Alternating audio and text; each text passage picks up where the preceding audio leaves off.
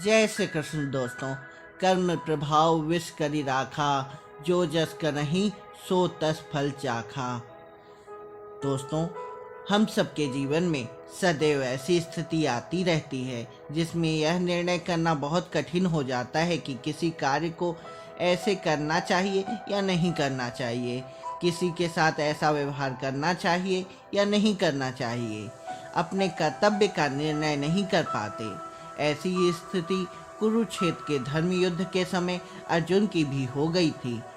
वह अपने कर्तव्य से विमुख हो रहा था। क्यों?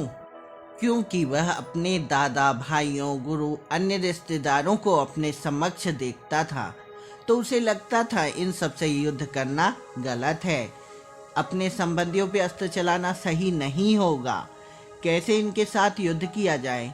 साधारणतः कर्म जिज्ञासा को समझने का प्रयास किया जाए तो यही कहा जा सकता है कि कर्म अर्थात कोई भी कार्य और जिज्ञासा अर्थात उस कर्म को करने की इच्छा, या ऐसा हो सकता है कि किसी कार्य को करने या ना करने की इच्छा।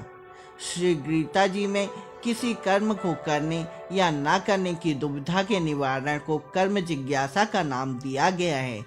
जब अर्जुन को मोह हुआ और वह अपनी कर्तव्य विमूढ़ता से ग्रसित गांडीव रखकर युद्ध ना करने को कहता है, तब श्री कृष्ण उसे गीता ज्ञान के द्वारा कौन सा कर्म कब करना चाहिए और कौन सा कर्म कब नहीं करना चाहिए, इन सब बातों का उल्लेख करते हैं। मनु जी द्वारा नीति धर्म के 5 नियम बताए गए हैं जो सभी वर्णों के लिए कहे गए हैं। अहिंसा, सत्य, अस्तेय, काया, वाचा और मन की शुद्धता एवं इंद्रिय निग्रह। दोस्तों, सर्वप्रथम हम लोग अहिंसा पर बात करते हैं। अहिंसा परमो धर्म। अहिंसा सभी धर्मों का प्रमुख तत्व है, अर्थात सभी धर्मों में अहिंसा को प्रधान तत्व कहलाया गया है। बौद्ध, ईसाई धर्म ग्रंथों में जो आज्ञाएं हैं उसमें अहिंसा को मनु जी के समान पहला स्थान दिया है। हिंसा क्या है? केवल किसी की जान लेना ही हिंसा नहीं है। हिंसा में किसी के मन या शरीर को दुख देने का भी समावेश किया गया है, अर्थात किसी समचेतन प्राणी को किसी भी प्रकार से दुखी ना करना अहिंसा है। इस संसार में सभी मत अनुसार अहिंसा सबसे बड़ा धर्म माना गया है। अहिंसा सर्वोपरि धर्म है, किंतु कोई दुष्ट आपके घर में घुसकर आपके या आपके परिवार को हानि पहुंचाने की कोशिश करे तो ऐसी स्थिति में उसे बलात् रोकना या मारना हिंसा है। और क्या ऐसा करना गलत है? ऐसी स्थिति उत्पन्न होने पर मनु जी ने कहा है, ऐसे आतताई या दुष्ट मनुष्य को वश से मार डालना चाहिए। ऐसा विचार ना करें कि वह गुरु है, वृद्ध है, बालक है, विद्वान है या ब्राह्मण है। शास्त्रकार कहते हैं कि ऐसे समय हत्या करने वाले को पाप नहीं होता, किंतु आतताई मनुष्य को अपने अधर्म के कारण मारा जाता है। आत्मरक्षा का यह हक है, कुछ मर्यादा के भीतर है, आज भी कानून में स्वीकृत है। ऐसे मौक़ों पर स्वयं बचाव को अहिंसा से अधिक महत्वपूर्ण समझा जाता है।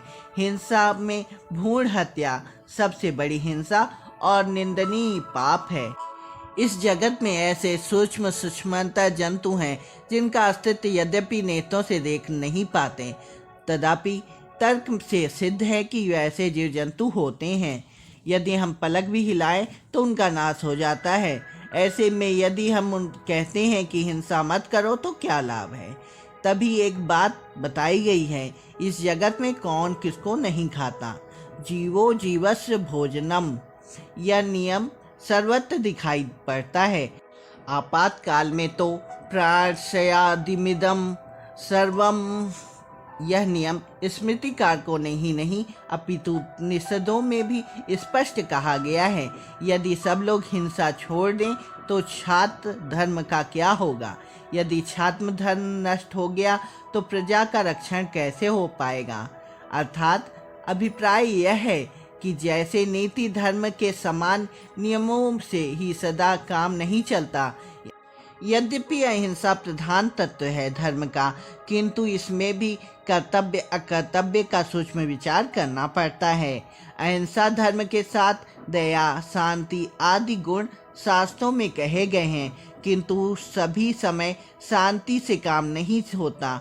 जैसे कोई दुष्प्रहार करे या घर लूटने को आ जाए, कोशिश करे, ऐसे में कोई कैसे शांति धारण कर सकता है। इस विषय में प्रहलाद जी ने अपनी नीति राजा बलि में कहा है, सदैव क्षमा करना या क्रोध ना करना श्रेष्ठकर नहीं होता।